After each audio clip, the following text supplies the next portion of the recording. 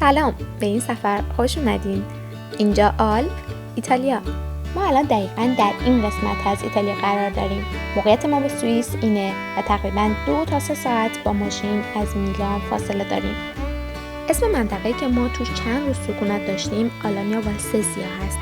یه دهکده کوچولو موچولو توی استان ورچلی که از سال 2013 به خاطر داشتن پیست اسکی و ورزش زمستونی تو فهرست میراث فرهنگی یونسکو قرار گرفته. من به دعوت یک گروه از دوستای ایتالیایی رفتم اونجا و توی مجموعه خونه‌های چوبی گوگولی چند روز موندم. قله‌ها رو فتح کردم، 50 سانت تو برف فرو رفتم، قبرستون رویایی رو دیدم و داستان کشته شدن 4 تا زن رو شنیدم. تازه فهمیدم اینا هم مثل خودمون رو کوه‌ها امامزاده دارن. Nel nome del Padre, del Figlio e dello Spirito Santo. Hosanna al Figlio di Davide. Hosanna al